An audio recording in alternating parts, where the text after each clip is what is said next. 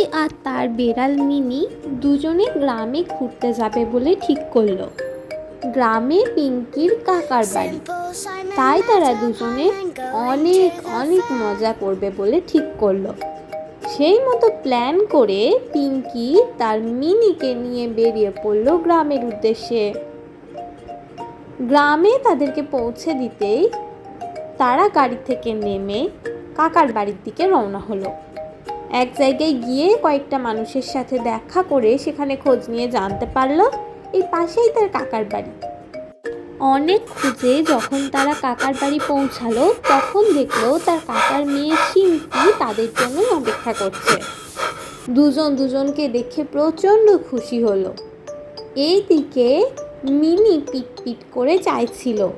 সে দেখলো শিম্পির পোষা একটা ইঁদুর আছে, ওর নাম গুন্নু।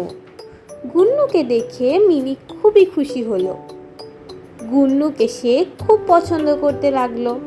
এদিকে গুন্নু মিনিকে দেখে প্রচণ্ড ভয় পেত, তাই সে সবসময় মিনির থেকে লুকিয়ে লুকিয়ে থাকতো। গ্রামে এসে পিঙ্কি খুবই খুশি।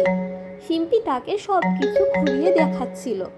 এইদিকে মিনি সবসময় খুঁজে চলেছিল গুন্নু কোথায় আছে, আর গুন্নু মিনিকে দেখে ভয়ে লাফাচ্ছিল। সে সবসময় মিনির থেকে লুকিয়ে লুকিয়ে থাকতো। মিনি তখন গুন্নুর কাছে গেল এবং তাকে বলল, তুমি কি আমার বন্ধু হবে? গুন্নু সব ভয় কাটিয়ে বন্ধু হয়ে গেল। তারা দুজনে একসাথে খেলতে লাগলো। এদিকে গ্রাম ঘুরে দেখে পিঙ্কি তো বেজায় খুশি। সে আরো কয়েকদিন গ্রামে থাকবে বলে ঠিক করলো।